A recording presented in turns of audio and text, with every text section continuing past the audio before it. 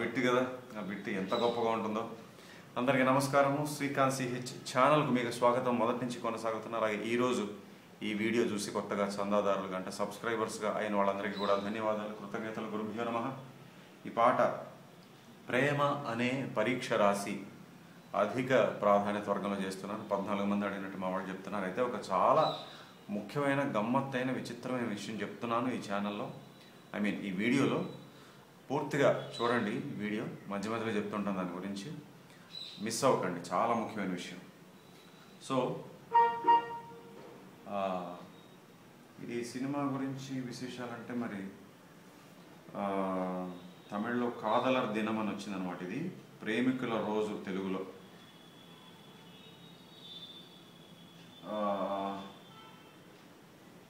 Yes, చెప్పచ్చు పర్వాలేదు. అయితే దానికన్నా ముందు మరి ఈ ఛానల్లో కొన్ని విషయాలను కూడా ఆనవాయితీ ఉన్నది. మొదటిసారి ఈ ఛానల్కి వచ్చిన వాళ్ళకి, వీక్షకులకు నేను చెప్పేది ఏంటంటే, ఈ ఛానల్ యొక్క ముఖ్య ఉద్దేశం, ప్రధానమైన అంశం మీలో నుంచి అంటే తెలుగు సినీ సంగీత అభిమానుల నుంచి వచ్చేటువంటి పాటల విన్నపాలను స్వీకరించి వాటిని 2 వర్గాలుగా విభజించి వరుస సంఖ్య, అధిక ప్రాధాన్యత అంటే సీరియల్ నెంబర్, హై ప్రయారిటీ, ఇలా 2 వర్గాలుగా విభజించి ఆయా పాటలకు నేను స్వర విశ్లేషణ చేస్తుంటాను. అది ఈ ఛానల్ యొక్క ముఖ్య ఉద్దేశం, ప్రధానమైన అంశం. తర్వాత ఈ ఛానల్లో సబ్స్క్రైబ్ పక్కన జాయిన్ అని ఉంటుంది, దాని మీద క్లిక్ చేయండి. ఒక 2 నిమిషాల వీడియో ఉంటే ఉన్నట్టు, లేదా చెప్పండి మాకు కామెంట్స్లో, మళ్ళీ అప్లోడ్ చేస్తాం. ఏదో ఇష్యూ వల్ల కనబడలేదని కొంతమంది చెప్పారు, అందుకని చెప్తున్నాను. ఇంతకీ దేని గురించి అది?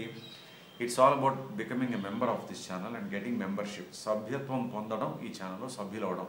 దానివల్ల మీకు ఉపయోగం ఏంటి, ప్రయోజనం ఏంటి అంటే, కీబోర్డ్ కోర్స్ ఒకటి ప్రారంభికులకు కూడా అర్థమయ్యేలాగా, చాలా సులువుగా నేర్చుకునేలాగా నేను ఒక కీబోర్డ్ కోర్సు రూపొందించాను. దాని తాలూకా మౌలిక పాఠాలు అంటే బేసిక్ లెసన్స్ జూలై 2022 నుంచి మా వాళ్ళు అప్లోడ్ చేస్తూ వచ్చారు. ఈ మధ్యనే కోర్స్ అప్లోడ్ చేయడం మొత్తం పూర్తయిపోయింది. కానీ మీరేం వర్రీ కానక్కర్లేదు, చింతించనక్కర్లేదు. ఈ రోజున, ఈ తేదీ అంటే ఇవాళ రోజున మీరు జాయిన్ అయినా కూడా ఈ ఛానల్లో ఆ కీబోర్డ్ కోర్స్ తాలూకా మొదటి వీడియో నుంచి అన్నీ మీకు ఓపెన్ అవుతాయి, చక్కగా చూసి నేర్చుకోవచ్చు. సరేనా? ఓకే. సో ఈ మధ్యనే అంటే ఈ జనవరి మాసంలో 5వ తారీఖు నుంచి ఫ్లూట్ కోర్స్ కూడా అప్లోడ్ చేయడం మొదలుపెట్టాం. వేణువు విధానం. సరేనా? ఇది బిగినర్స్కి, ఇంటర్మీడియట్ లెర్నర్స్కి కూడా ఉపయోగపడేలా ఉంటుంది ఈ కోర్సు. నెలకి సభ్యుల కొరకు మాత్రమే 5 వీడియోలు అప్లోడ్ అవుతుంటాయి. అన్నీ కూడా సంగీతానికి సంబంధించినవి, అన్నీ కూడా మీకు ఉపయోగపడేలాంటి వీడియోసే. భవిష్యత్తులో ఈ ఫ్లూట్ కోర్స్ కూడా అయిపోయిన తర్వాత గిటార్ కోర్స్ ఉంటుంది, అలాగే కర్ణాటిక్ వోకల్ కోర్స్ కూడా ఉండొచ్చు. అలాగే వీటితో పాటుగా అప్పుడప్పుడు వినోదభరితమైనటువంటి వీడియోస్ కూడా అప్లోడ్ అవుతుంటాయి. సో ఏమాత్రం ఆలస్యం చేయకుండా జాయిన్ అవ్వండి. ఇప్పుడు దాకా జాయిన్ అవ్వని వాళ్ళకి నేను ఎప్పుడు చెప్పేది ఒకటి, ఆర్ మిస్సింగ్ ఎ లాట్, మీరు కోల్పోతున్నారు. ఓకేనా? తర్వాత మా ఛానల్ గురించి, నా గురించి ఎక్స్క్లూజివ్ అప్డేట్స్ తెలుసుకోవాలనుకుంటే మీరు ఇంకో పని చేయాలి, మా వాట్సాప్ ఛానల్ కూడా ఫాలో అవ్వండి. సరేనా? దానికి 2 పద్ధతులు. ఒకటేమో ఇక్కడ సెప్టెంబర్లో లాస్ట్ ఇయర్ మా వాళ్ళు యూట్యూబ్ ఛానల్లో కమ్యూనిటీ ట్యాబ్లో ఒక పోస్ట్ పెట్టారు. ఆ పోస్ట్లో ఒక లింక్ ఉంటుంది, దాన్ని క్లిక్ చేస్తే వ్యూ ఛానల్ అని వస్తుంది. ఆ వ్యూ ఛానల్ దగ్గరికి వెళ్తే మీకు ఆ లింక్ మీద క్లిక్ చేస్తే వాట్సాప్ ఛానల్ ఓపెన్ అవుతుంది. లేదా ఇంకో పద్ధతి, మీ ఫోన్ తీయండి, వాట్సాప్ ఓపెన్ చేయండి. అందులో చాట్స్, స్టేటస్, కాల్స్ అని ఉంటాయి కదా. మధ్యలో స్టేటస్ అనే దాన్ని అప్డేట్స్గా ఈ మధ్య మెటా కంపెనీ వారు మార్చారు. అప్డేట్స్లో కొంచెం కిందకి వెళ్తే ప్లస్ గుర్తు, దాన్ని క్లిక్ చేస్తే ఫైండ్ ఛానల్స్, అలా కూడా మా వాట్సాప్ ఛానల్ కనుక్కోవచ్చు. వాట్సాప్ ఛానల్ ఎందుకు ఫాలో అవ్వమంటున్నానంటే, యూట్యూబ్, ఇన్స్టాగ్రామ్, ఫేస్బుక్ వీటిల్లో ఎక్కడైనా మా వాళ్ళు పోస్ట్ పెడితే మీరు చూడొచ్చు, చూడకపోవచ్చు, మిస్ అవుతారు కదా. బట్ వాట్సాప్ అలా కాదు, ప్రతిరోజు ఎన్నోసార్లు తీసి చూస్తారు. అందుకని వాట్సాప్ ఛానల్ ఫాలో అవ్వమంటున్నాను. తర్వాత జాయిన్ అయ్యే వాళ్ళకు ముఖ్య గమనిక, ఐఫోన్లోంచి కానీ మ్యాక్ సిస్టమ్లోంచి కానీ చేస్తే అవ్వట్లేదని మాకు ఎంతోమంది చెప్తున్నారు. చెప్పిన వాళ్ళందరికీ ధన్యవాదాలు. దయచేసి సులువుగా జాయిన్ అయిపోవాలనుకుంటే మీరు ఆండ్రాయిడ్ ఫోన్లోంచి ఆ ప్రక్రియ చేసుకోండి, చాలా సులభంగా అయిపోతుంది. అలాగే ఇలాంటి చక్కని పాటలకు నేను స్వర విశ్లేషణ చేస్తుంటాను కాబట్టి ఏ వీడియో అయినా సరే, ఇదే కాదు వేరేనా కానీ పూర్తిగా చూడండి, వినండి, గమనించండి. వాయించేది, పాడేది, చెప్పేది అంతా కూడా. సరేనా? ముఖ్యంగా ఈ వీడియోలో చాలా గమ్మత్తైన విషయం ఒకటి చెప్పబోతున్నాను, అందువల్ల చివరిదాకా చూడండి. ఓకే. అలాగే జాయిన్ అయ్యే సభ్యులకు ఇంకొక కొత్త సౌకర్యం, న్యూ ఫెసిలిటీ వచ్చే మాసం నుంచి అంటే రేపటి నుంచి, ఫిబ్రవరి నుంచి ఏంటంటే, షెడ్యూల్డ్ వీడియోస్ అని కొన్ని మా వాళ్ళు అప్లోడ్ చేస్తుంటారు. అంటే అప్లోడ్ చేసిన తర్వాత కొన్ని గంటల తర్వాత మాత్రమే ఆ వీడియో పబ్లిక్ లైవ్ అవుతుంది, ఇంటర్నెట్లో అందరికి కనబడుతుంది. దాన్ని షెడ్యూల్డ్ వీడియో అంటారు. అప్లోడ్ అవ్వగానే మీకు కొన్ని గంటల పాటు ఆ షెడ్యూల్ టైం వచ్చేదాకా థంబ్నెయిల్ మాత్రమే కనబడుతుంది, ఓపెన్ అవుతుంది. కానీ సభ్యుల కొరకు మాత్రమే అప్లోడ్ అవ్వగానే షెడ్యూల్ వీడియో కూడా ఓపెన్ అయిపోతుంది. అది మీకు మాత్రమే ఇచ్చినటువంటి సౌకర్యం. మిగతా వాళ్ళందరికీ ఆ షెడ్యూల్ టైం వచ్చినప్పుడే ఇంటర్నెట్లో పబ్లిక్ అవుతుంది, లైవ్ అవుతుంది, ప్లే అవుతుంది. సరేనా? సో ఇలాంటి కోర్సులు, ఇలాంటి చక్కటి ఫెసిలిటీ మనకి ఫ్యూచర్లో యూట్యూబ్ వారు ఏవే సౌకర్యాలు మనకి ఇవ్వబోతున్నారో, సరేనా, ఇలాంటి చక్కటి విషయాలతో ఈ పాటలోకి వెళ్దాం. అయితే సినిమా గురించి చాలా క్లుప్తంగా కొన్ని విశేషాలు. ఇప్పుడు వీడియోలో ఆసక్తి లేని వాళ్ళు ముందుకు వెళ్ళిపోవచ్చు. ఇది కాదలర్ దినం అని తమిళ సినిమా 1999లో వచ్చింది. కదిర్ గారు దర్శకుడు, సోనాలి బెంద్రే గారు తమిళంలో మొట్టమొదటి చిత్రం వాడికి. కొనాల్ పాపం ఆయన చనిపోయారు, హీరోగా చేసిన ఆయన కూడా ఫస్ట్ సినిమానే. ఇతర ముఖ్య పాత్రలు అంటే మీకు చెప్పిన తెలియవచ్చు. మణివണ്ണన్ గారు మంచి దర్శకుడు, గౌండమణి గారు హాస్యనటుడు, చిన్ని జయంతి గారు ఆయన కూడా హాస్యనటుడు, నిర్మాత ఏం రత్నం గారు, మ్యూజిక్ డైరెక్టర్ గారు మన academy award winner AR Rahman గారు, ఛాయాగ్రహణం మరొక దిగ్గజం పిసి శ్రీరామ్ గారు. దీన్ని హిందీలో అనువదించి దిల్ హీ దిల్ మే అని కూడా ఆ తరువాత సంవత్సరం విడుదల చేశారు. ఇది చక్కగా మంచి కమర్షియల్ సక్సెస్ అయింది. తెలుగులో ప్రేమికుల రోజు ఈ సినిమా పేరు. కూర్పు మరొక ఇద్దరు దిగ్గజాలు, బి లెనిన్, విటి విజయన్ అంటే మణిరత్నం గారి సినిమాలు కూడా పనిచేసేవారు వారు. ఇతర ముఖ్య పాత్రల్లో మీకు తెలిసిన వాళ్ళు కల్పన అయ్యర్ గారు, రంభ గారు ఉంటారు ఒక పాటలో, అనుపమ్ ఖేర్ గారు, జానీ లివర్ గారు, రాజు శ్రేష్ఠ గారు. అంటే హిందీ వెర్షన్ కోసం హిందీ నటులు పెట్టడం జరిగింది. ఆయనకి కదిరి గారి దర్శకుడికి ఏమనిపించిందంటే ఇంటర్నెట్ అప్పుడే మొదలైంది అంత ముందు సంవత్సరమే. సో ఈ సైబర్ కేఫ్ గురించి ఒక ఐడియా వచ్చి ఒక ఫోటో నెమ్మదిగా డౌన్లోడ్ అవ్వడం చూశారట ఆయన ఎక్కడో ఇంటర్నెట్ సెంటర్లో. వెంటనే ఆయనకి ఈ సినిమా ఐడియా వచ్చి కథ స్క్రిప్ట్ డెవలప్ చేశారట. ముందుగా లవర్స్ డే అని పెడదాం అనుకున్న సినిమాకి టైటిల్, తర్వాత కాదలర్ దినం అని పెట్టారు. ఏం రత్నం గారికి కూడా కదిరి గారు చెప్పారట ఇంటర్నెట్ అని కొత్తగా ఒకటి వచ్చింది అని చెప్పేసి. టైటానిక్లో హీరో పాత్రలో ఉంటుంది ఆ కమెడియన్ గెటప్, ఇందులో చాలా ఫన్నీగా ఉంటుంది. ఆ పాత్ర చేత కూడా మనకి ఇంటర్నెట్ గురించి చెప్పిస్తుంటారు ఈ సినిమాలో. ఆయన ఏదో జస్ట్ ఇంటర్నెట్ సెంటర్కి వచ్చారట కొనాల్ గారు. వస్తే డైరెక్టర్ అక్కడ చూసి ఈయన సినిమాలో యాక్ట్ చేస్తామని అడగడం జరిగిందన్న. చూసారు అంత విచిత్రంగా జరిగిందో. తర్వాత ఇంకో విషయం ఏంటంటే అదే తాజ్మహల్ దగ్గర కూడా చాలా గొప్పగా ఒక సినిమా చిత్రీకరించారు, రోజ్, ఐ థింక్ రోజా పువ్వ, ఎస్ రోజా పువ్వ. ఎస్. సో దీనికి గీత రచన నాకు తెలిసినంత వరకు అంటే మా వాళ్ళు చూపించారు ఏం రత్నం గారు, శివ గణేష్ గారు కలిపి రాశారని. అది కాదు అనుకుంటే మీలో కరెక్ట్గా ఎవరికైనా తెలిస్తే కామెంట్స్లో తెలియజేయండి, సరేనా? సో ఎస్, సినిమా గురించి విశేషాలు అయిపోయి ఇప్పుడు మనం పాటలోకి వెళ్దాం.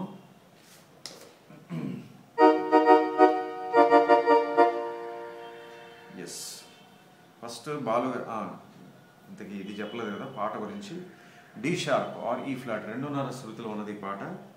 ఐ థింక్ రెహమాన్ గారు చాలా పాటలు ఇందులో ఉంటాయి, ఆయనకి ఇష్టమైన శృతి అనుకుంటా ఇది. ఇందులో మైనర్ స్కేల్ ప్రధానంగా ఉంటుంది, కాపీ రాగం కొంచెం, కీరవాణి రాగం కొంచెం. చతురస్ర జాతికి చెందినటువంటి నడకే, తక్క తిమ్మి తక్కలు చేయడం తక్క తిమ్మి. ఇది ఒక్క భాగంలోనే పూర్తి చేస్తాం, చాలా సంతోషంగా ఉంది.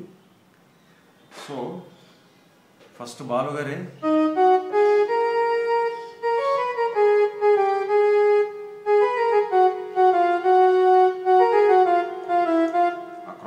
రీవన్ రావడం, ఘాటు రావడం అని చూస్తేనే మనకు అర్థమైపోతుంది మైనర్ స్కేల్ అని.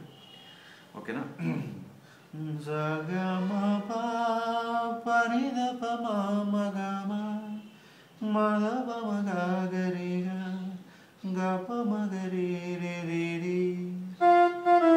రీవన్ రీ2. రెండోసారి ఏమవుతుందంటే వెనకాల కార్డ్స్ ఇస్తారు, బాలుగారు పాడుతుంటారు. అయితే చిన్న సంగతులు వేస్తారు బాలుగారు. ఎట్లాగా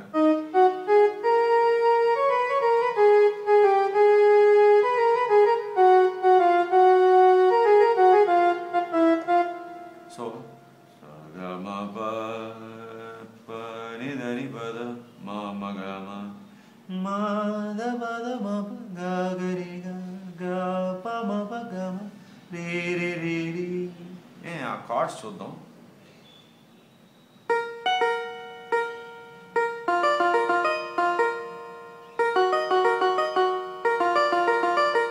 అట్లా వచ్చినట్టు నాకు అనిపించింది, క్లియర్గా వినపడలేదు బికాస్ బ్యాక్గ్రౌండ్ కాబట్టి. అవన్నమాట cards.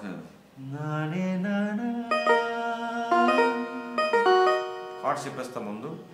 D sharp minor, G sharp minor,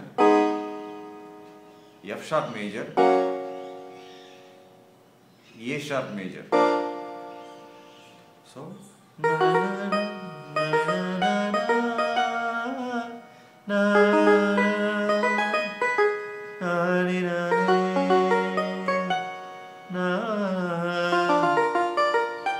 sorry.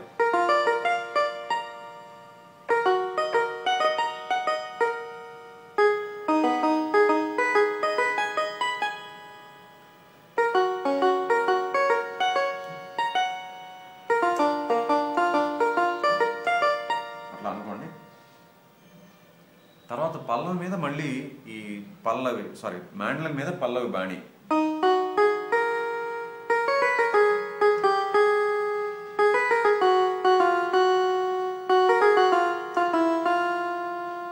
వెంటనే ఫీమేల్ వాయిస్లో సా అని సా ఒక్కటే స్వరం అలా ఇచ్చారు. చక్కగా మైనర్ స్కేల్ తరఫ్ అనమాట. తర్వాత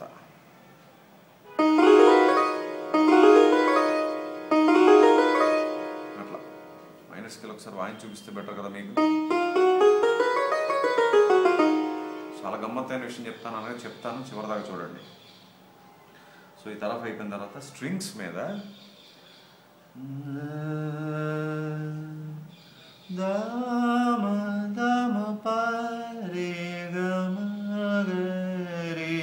చాలా విచిత్రంగా రీవన్.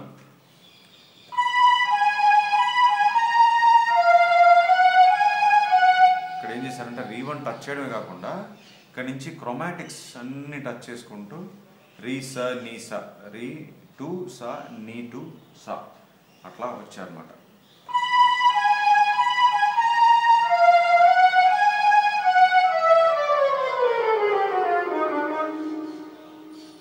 ఓకేనా. ఈ రీసా నీసా మాత్రం చివరిలో చాలా స్పష్టంగా అర్థమైంది. ఈ మధ్యలో వచ్చే క్రోమాటిక్ నాకు కొంచెం డౌట్గా ఉంది.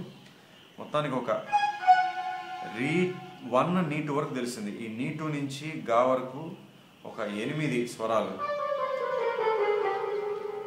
ఏ 8 అనేది తెలియదు, ఎందుకంటే మొత్తం 9 ఉంటాయి కదా. ఇక్కడ నుంచి ఇక్కడ దాకా 9 ఉంటాయి. అందులో 8 టచ్ చేశారు. నాకు కరెక్ట్గా తెలియలేదు. నాకు అనిపించినంత వరకు అట్లా అనుకోవచ్చు. నీ 2 నీ 1 దా 1 పా, మా 2 మా 1 గా 2 గా 1 రీసా నీసా అట్లా అనుకోవచ్చు.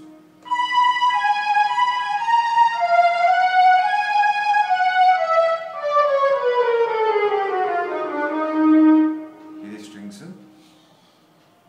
ఇది హైలైట్ బిట్ అన్నమాట.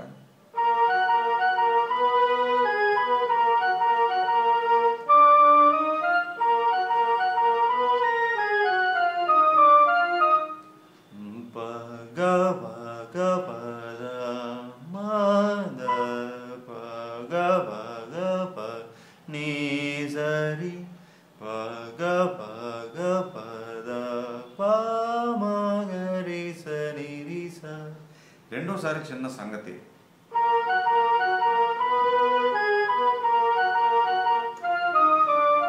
నీ సరి కాకుండా రీ స నీ రి అని ఇచ్చారు. రీ స నీ రి తర్వాత మామూలే.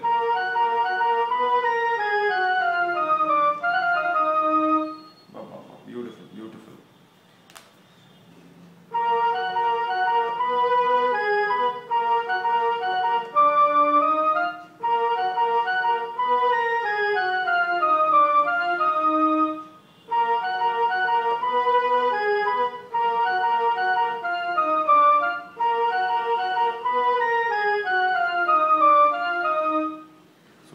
వచ్చిన తర్వాత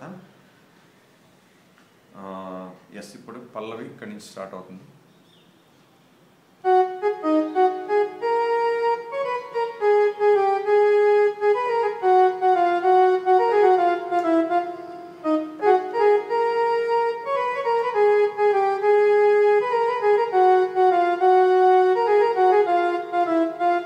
ఇక్కడ చూడండి అనుపల్లవి సని సరి రి రి రి రి రి సరి మ గ గ గ గ రి సని సరి రి రి రి రి. ఆ రి నుంచి మళ్ళీ సా స్లైడ్ రి సరి మ గ గ గ గ గ అంతే.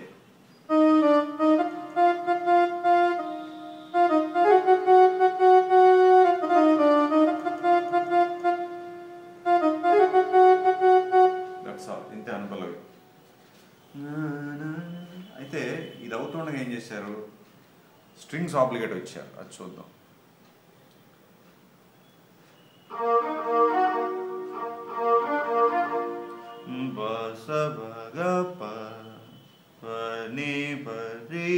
అంటే D sharp minor, A sharp major. తర్వాత బదని సరి సని దబమ, కీరవాణి ఇక్కడే చెప్పాను నేను. బదని సరిగా, ఓకేనా.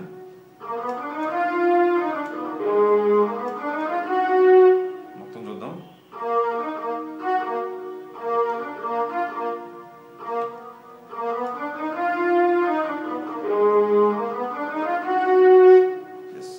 అయితే ఇక్కడి నుంచి స్వర్ణలత గారు కూడా పల్లవి పాడతారు.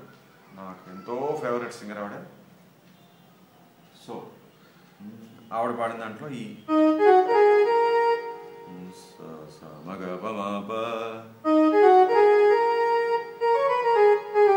అంతే, అంతకన్నా పెద్ద తేడా లేదు. బట్ చివరిలో ఏమవుతుందంటే డోలి డోలి డోలి డోలి డోలి డోలి డోలి డా అని ఆగుతారు.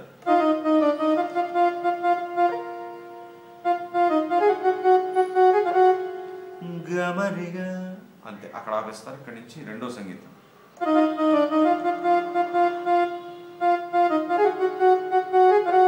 ఎస్, అలా గమరిగా. ఇప్పుడు మ్యాండలిన్ మీద రెండో సంగీతం స్టార్ట్ అవుతుంది.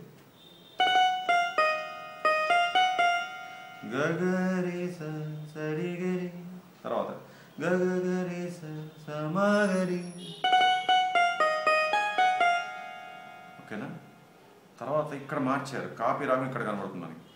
సరి మబద దని దప మగరి గమ ప దప మగరి సరి గమ గమ గమ ప.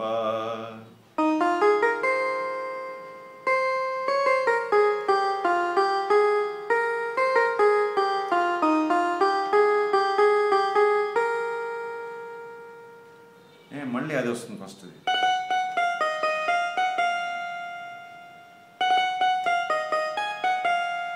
ఇక్కడి నుంచి స్ట్రింగ్స్. అయితే మొత్తంగా ఈ మ్యాండలిన్ బిట్ చూసేద్దామా.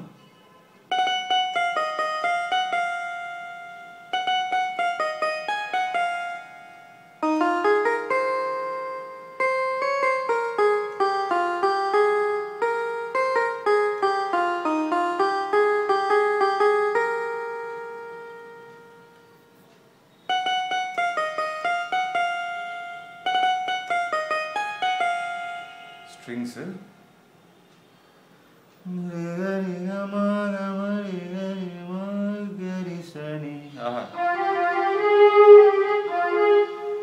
అంతేనా. సరిగరి మారి మగరి. ఆహా,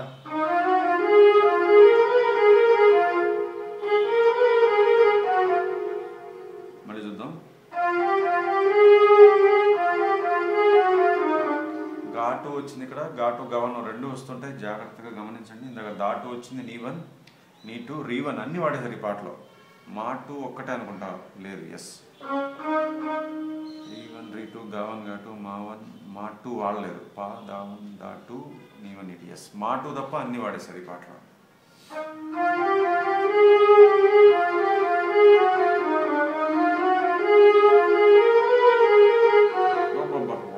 వాట్ ఎ బిట్.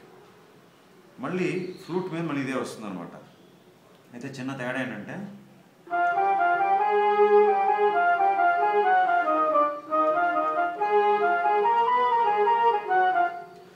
సరి గరి కాకుండా సరి సరిని ఇచ్చారు, అంతే తేడా.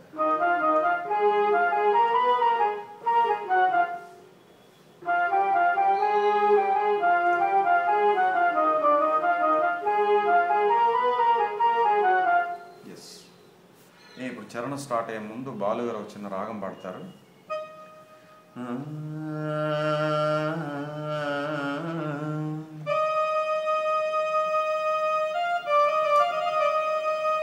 అని మళ్ళీ పాకి స్లైడ్ చేసి గమ సరి రి రే గ సరి సరి. ఆహా,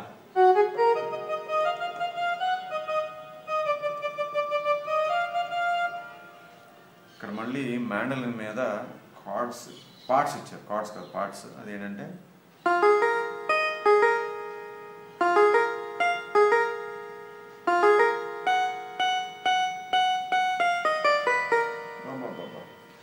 రిమ ప స మ ప రిమ ప రిమ ప రిమ ప గ గ గ గ రి స ని ద ప.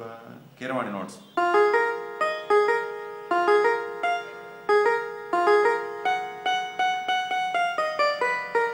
పార్ట్స్ ఎలా అంటే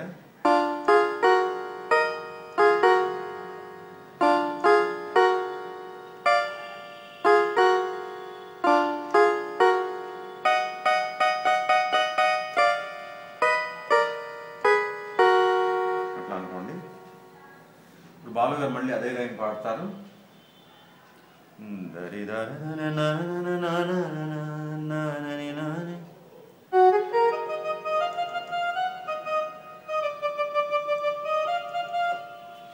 స్వర్ణలత గారు కూడా పాడతారు, బట్ సగమే పాడతారు ఈ లైన్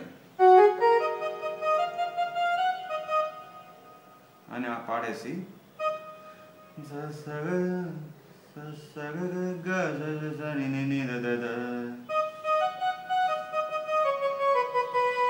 చూడండి. మళ్ళీ నీవన్ దావన్ ద ద పద పద సని ద ప.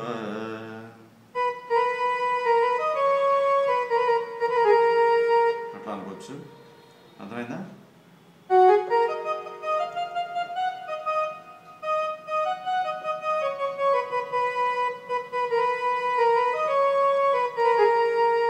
ఇక్కడ చూడండి. పద దశ సని సరి రి స ని రి స పద దశ సని సరి రి స.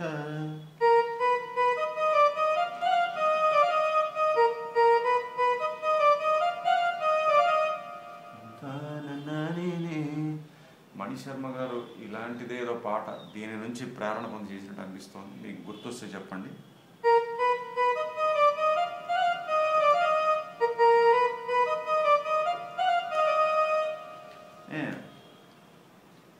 స్వర్ణలత గారు మళ్ళీ సేమ్ ఇదే పాడతారు. చివరిలో మళ్ళీ బాలు గారు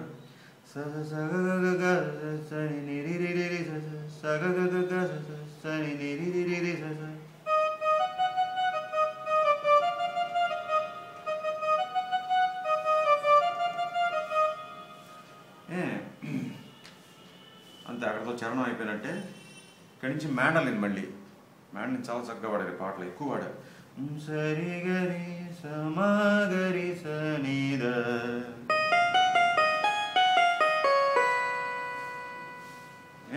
ఇక్కడ ఫ్లూట్ మళ్ళీ పద సనీద పమగ స.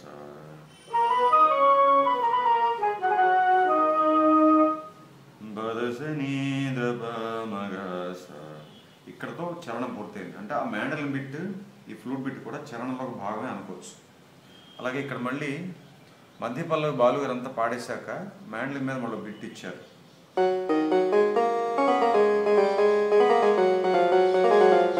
అన్నప్పుడు నీ ద క్రోమాటిక్స్ నీ వన్ దా టూ దా వన్ పా అదొకటి వినబడింది. అలాగే స్వర్ణలత గారు ఒక సంగతి పాడారు. అదేంటంటే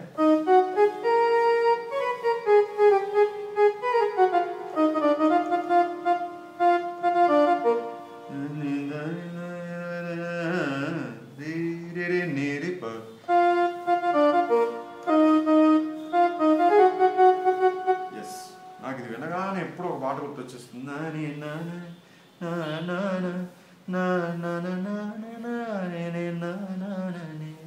అది కూడా ఏంటో చెప్పండి. ఇది మీకు టెస్ట్. ఇందాక ఒక పాట చెప్పాను, ఇప్పుడు ఒక పాట చెప్పాను. ఈ రెండు కనుక్కోండి ఏంటో కామెంట్స్లో పెట్టండి.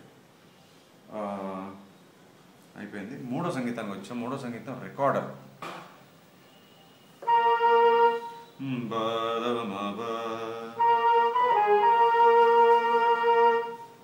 ఎస్, అలా 2 సార్లు వస్తుంది. సరిగా పదని సరిగా రే ని సరిగా పపమా గగ పమా గరి.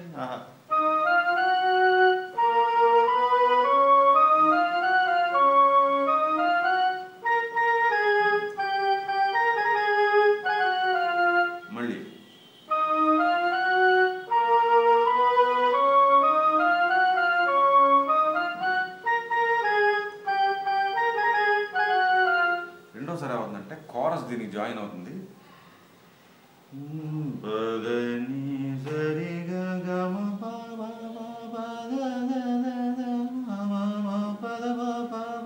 ఆహా,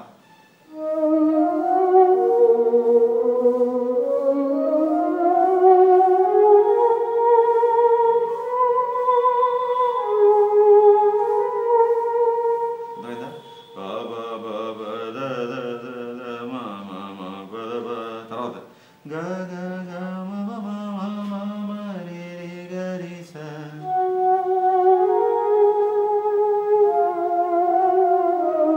దీని మీద ఏం చేశారంటే ఫ్లూట్ ఇచ్చారు పై స్థాయిలో. ఎలా అంటే రే సా సా సా రే ని ని ని ని రే సా సా సా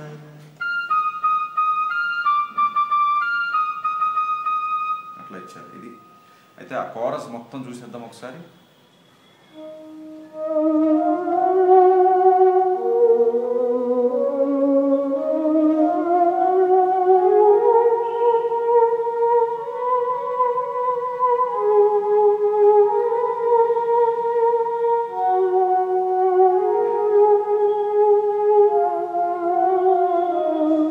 అంతా అయిపోయిన తర్వాత ఫ్లూట్ మీద ఈ స్థాయిలో, ఇది మీకు కనబడుతుందా? కనపడలేదు, ఇక్కడ ప్లే చేస్తా, బట్ వచ్చింది ఈ స్థాయిలో. చాలా ఫాస్ట్గా వస్తుంది. బేస్ ఫ్లూట్ అనుకోవచ్చు. బేస్ ఫ్లూట్ మీద ఆ బిట్ ఇచ్చారు అంతే. ఇక్కడ మళ్ళీ ఏంటంటే రెండో చరణం మొదలెట్టే ముందు స్వర్ణలత గారు కూడా ఒక రాగం పాడతారు.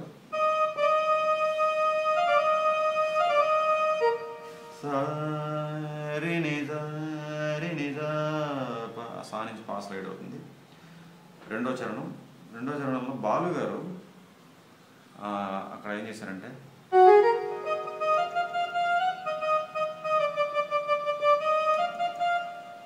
ఇప్పుడు స్వర్ణలత గారు ఫస్ట్ చరణంలో పాడిన పోర్షన్ ఈయన పాడతారు.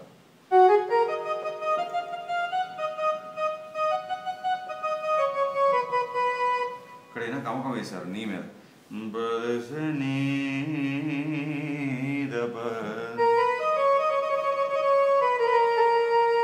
అట్లా స్వర్ణలత గారు పార్ట్స్ పాడారు. ఎక్కడంటే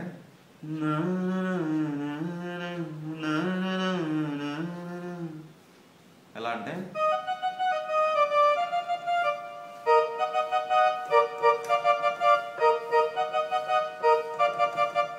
ఏం లేదు, మళ్ళీ D sharp minor, A sharp major.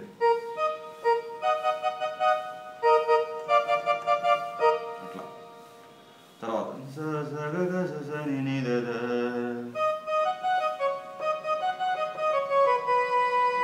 Yes, ఇక్కడ ఏమవుతుందంటే ఫ్లూట్ బిట్ చరణం ఫస్ట్ చరణంలో వచ్చిందే అది మళ్ళీ ఇక్కడ వస్తుంది, చూపిస్తా. పదస నీద పమగస పదస నీద పమగస.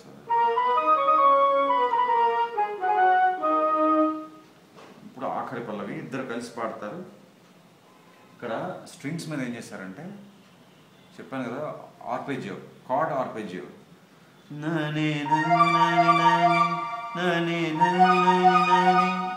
భలే ఉంది కదా. మళ్ళీ A sharp major, D sharp minor.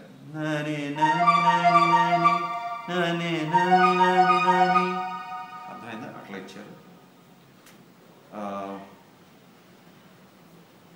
Okay, అయితే కోరస్ నోట్స్ ఉన్నాయని చెప్పేసి ఆ ఫ్లూట్ బిట్ వస్తుంది. మళ్ళీ కోరస్ నోట్స్ ఏంటంటే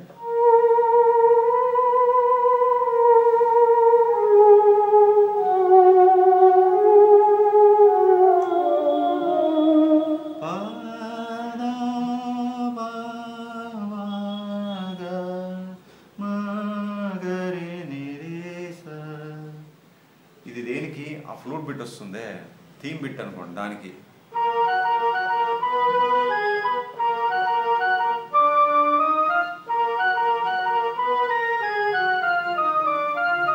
బాబా బాబా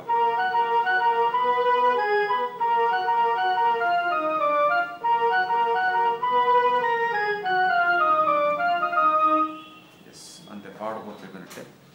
సో నేను చెప్పాలనుకున్నటువంటి గమ్మత్తైన విషయం ఇప్పుడు చెప్తున్నాను.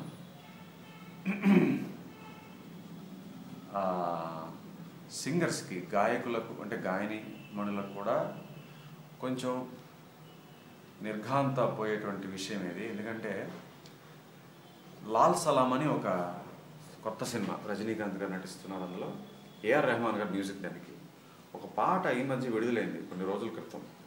అందులో ఏఆర్ రెహమాన్ గారు ఏం చేశారంటే చాలా వినూత్నమైన ప్రయోగం. సాహుల్ హమీద్ గారిని ఒక ఆయన ఉండేవారు. మన ముదినేపల్లి వరిచేన పాట పాడారే, అలాగే ఏం పాట అది, take it easy policy, Urvashi ప్రేమికుడి సినిమాలో, అలాగే జెంటిల్మెన్లో అప్పట్లో పాడారు. పాపం దురదృష్టవశాత్తు ఆయన ఒక దుర్ఘటన యాక్సిడెంట్లో చనిపోయారు అప్పట్లోనే. అయితే ఆయన గొంతుని మళ్ళీ రీక్రియేట్ చేశారు. దేంతో? ఆర్టిఫిషియల్ ఇంటెలిజెన్స్, కృత్రిమ మేధస్సు. వింటే నేను ఆశ్చర్యపోయాను. అంటే ఒక రకంగా చాలా ఆనందించాను. బికాజ్ ఇప్పుడు లేరు మన మధ్య లేని, భౌతికంగా మన మధ్య లేని ఒక గాయకుడి గొంతుని వాడి శాంపుల్ చేసి ఆయనే మొత్తం పాట పాడినట్టు రికార్డ్ చేశారు. ఆయన పాడినట్టే ఉంది. మన మధ్య లేరు, ఆయన భౌతికంగా లేరు. చనిపోయిన వ్యక్తి గొంతుని శాంపుల్ చేసి ఒక పూర్తి పాట రికార్డ్ చేశారు ఆయన వాయిస్లో. ఆయన పాడినట్టే ఉంటుంది మామూలుగా. బతికి ఉంటే సజీవంగా ఉన్నటువంటి గాయకుడు ఒకటి పాడితే ఎలా ఉంటుంది అలాగే ఉంది. ఆనందించాల్సిన విషయం ఇక్కడ వరకే. నేను చెప్పేది గాయని గాయకులకి ఏంటంటే, మరి ఈ మధ్యన మా వాళ్ళు ఏదో కొన్ని నెలల క్రితం ఆర్టిఫిషియల్ ఇంటెలిజెన్స్తోనే ఇన్స్టాగ్రామ్లో ఎవరో కిషోర్ కుమార్ గారి గొంతుతో ఒక పాట పూర్తిగా రికార్డ్ చేశారని చెప్తే నేను నమ్మలేదు. అట్లా ఎలా ఉంటుంది? శాంపుల్ చేసి మేబీ ఏదో చిన్న చిన్న మొక్కలు సరదాగా వాడుకోవచ్చు కదా, అంతే, అంతమించి ఉంటుంది. కానీ ఈ పాట విన్న తర్వాత నాకు అది కూడా వినిపించారు మా వాళ్ళు. మళ్ళీ వినండి సార్, మీరు సరిగా వినలేదు ఆ రోజు అని చెప్పి. చూస్తే as it is Kishore Kumar గారు పాడినట్టే ఉంది, ఆయనే పాడినట్టే ఉంది. అంతలో ఏమీ కనుక్కోలేరు ఎవరు కూడా. ఇప్పటి వాయిద్య పరికరాలు, ఇన్స్ట్రుమెంట్స్ అని వాడి పాట కూడా తెలుసున్న పాట ఏదో ఆయన పాడితే ఈ మధ్య కాలంలో వచ్చిన పాట ఆయన గొంతులో ఆయన పాడుంటే ఎట్లా ఉండేది అన్నట్టుగా ఒక ప్రయోగం. సో ఇది గాయని గాయకులకు కొంచెం షాకింగ్ విషయం. ఎందుకంటే మరి భవిష్యత్తులో ఇప్పుడు చనిపోయిన వ్యక్తి గొంతుతోనే ఒక పాట రికార్డ్ చేసేస్తే ఆయన పాడినట్టు, ఇప్పుడు బతికున్న వాళ్ళు పాడడం అనేది ఎంతవరకు అవసరం కదా? అంటే ప్రతి పాట కూడా చనిపోయిన వ్యక్తి యొక్క గొంతుతోనే చేస్తారన్న ఉద్దేశం కాదు. ఒక మనిషి రికార్డింగ్ థియేటర్కి వెళ్ళి, ఒక గాయకుడో గాయని మణియో రికార్డింగ్ థియేటర్కి వెళ్ళి పాడాల్సినటువంటి అవసరం లేదేమో ఆలోచించండి. కొంచెం ప్రమాదకరమైన విషయం ఇది. అందువల్ల గాయని మణులు, గాయకులు కూడా మీరు పాడినటువంటి పాటలు ఎవరి దగ్గర ఉంటే డేటాబేస్, మీరు పలికినటువంటి ఒక్కొక్క సిలబల్ అంటే అక్షరం, తెలుగు భాష ఎక్కువ పాడుంటారు కదా మీరు. నేను తెలుగు ఛానల్ కాబట్టి నేను నడిపేది తెలుగు వాళ్ళకే చెప్తున్నాను. తెలుగులో మీరు ఎన్నో పాటలు పాడుంటారు గాయకులు, సినిమాల్లో పాడేవాళ్ళకి చెప్తున్నాను ఇది. అది మీరు పలికే ప్రతి అక్షరాన్ని విడివిడిగా శాంపుల్ చేస్తే ఆ అక్షరాలన్నీ పేర్చి కొత్తగా ఒక సాహిత్యం రాశారనుకోండి, ఆ సాహిత్యంలో మళ్ళీ అక్షరాలన్నీ ఆర్డర్లో పేర్చుకుని వెళ్ళిపోతే మీ గొంతులో నుంచి రికార్డ్ చేసినట్టే ఉంటుంది ఆ పాట. మీ గొంతుతోటి మీరు పాడి రికార్డ్ చేసినట్టే ఉంటుంది. ఇదే అక్కడ జరిగినటువంటి ప్రక్రియ. అంటే ఇలాంటి కృత్రిమ మేధస్సు రావడం వల్ల భవిష్యత్తులో గాయని గాయకులకు అసలు అవకాశాలు ఉండకపోవచ్చేమో అని ఇప్పటికే చాలామంది కొత్తగా మరి ఒక సందేహాలు వెలిబుస్తున్నారు. నేను చెప్తున్నాను అంటే మా స్నేహితుడు ఒక ఆయన నన్ను సరదాగా ముంతనిజం బాబా అని పిలుస్తుంటాడు. అంటే నేత 3 నెలల తర్వాత నిజం అవుతుందిరా నువ్వు చెప్పింది అంటుంటాడు నాకు. చాలాసార్లు ఆయన అనడం ఈ మాట విన్నాను. సో నాకు అనిపించింది చెప్తున్నాను. బహుశా 3 నెలల తర్వాత నా స్నేహితుడు చెప్పినట్టు, అంటే నేత బాబా 3 నెలల తర్వాత, నేత అనేది ముంత అని పెట్టాడు ఆయన, ఏదో సరదాగా పేరు. సో ముంతనిజం బాబా అంటుంటాడు ఆయన సరదాగా. సో ఇప్పుడు నేను చెప్తున్నాను, బహుశా ఆయన అన్నట్లే 3 నెలల తర్వాత ఇది నిజం కావచ్చు. ఒక 3 నెలల తర్వాత గాయని గాయకులకు అసలు అవకాశాలు ఉండకపోవచ్చేమో నాకు అనిపిస్తోంది కదా. ఇప్పుడు ఇందాక చెప్పాను, అందుకే క్లియర్గా ఎక్స్ప్లెయిన్ చేశాను. ఈ వీడియో మొదటి నుంచి చెప్తూ వచ్చాను, చివరిదాకా చూడండి అని ఈ విషయమే. అందువల్ల అది ఒక చనిపోయిన వ్యక్తి గొంతుతోనే ఒక పాట రికార్డ్ చేసినప్పుడు ఇప్పుడున్న వ్యక్తులు మేలైనా ఫీమేల్ అయినా, మగైనా ఆడైనా, వాళ్ళ గొంతులు చాలు. మనుషులు అసలు ఎక్కడికి వెళ్ళక్కర్లేదు, ఎవరు ఎక్కడికి రావక్కర్లేదు కూడా. వాళ్ళు పాడినటువంటి పాటల్లో అక్షరాలన్నీ సేకరించి అక్షరాలని డేటాబేస్లో స్టోర్ చేసి వాటిని శాంపుల్ చేసి కొత్తగా ఒక సాహిత్యం రాశారనుకోండి, ఇప్పుడు చిన్న ఎగ్జాంపుల్ చెప్పేస్తాను మీకు ఇక్కడే. కిల అనే పదం ఒకటి ఉందనుకోండి. కి అనే పదం మీరు ఎక్కడో ఒక పాటలో పలికే ఉంటారు, అక్షరం. లా అనే అక్షరం కూడా ఏదో పాటలో పలికే ఉంటారు కదా. వేరే వేరే సాహిత్యాల్లో వేరే వేరే పదాల్లో ఇవే అక్షరాలు వస్తాయి కదా, కి లా. కొత్తగా ఒకళ్ళు కిల అనే పాట రాశారనుకోండి, ఆ గాయకుడు లేదా ఆ గాయని గొంతులో ఈ కి అనే అక్షరం, లా అనే అక్షరం, అది స్వరపరిచినటువంటి సంగీతం అంటే ఆ స్థాయి, స్వరస్థాయిలో పాడినట్టు ఉన్నట్టు దాని ఏమంటారు, ఆ స్వరస్థాయి దాని ఏమంటారు, నాకు తెలుగు సరిగా తట్టట్లేదు పదాలు. ఆ స్వరస్థానంలో పాడినటువంటి ఆ అక్షరాన్ని వేరే స్వరస్థానానికి కూడా మార్చచ్చు. అర్థమైందా మీకు? ఉత్తనే పలికి మాట్లాడినటువంటి అక్షరం కూడా చాలు, దాన్ని సంగీత రూపంగా స్వరస్థానంగా కూడా మార్చేయచ్చు ఈ ఆర్టిఫిషియల్ ఇంటెలిజెన్స్ తోటి. ఒక రకంగా చక్కగా పాపం మరి చనిపోయినటువంటి గొప్పగా ఇప్పుడు బాలు గారి గొంతు కూడా శాంపిల్ చేసి ఒక పాట చేయొచ్చు, మనం చాలా ఆనందిస్తాం.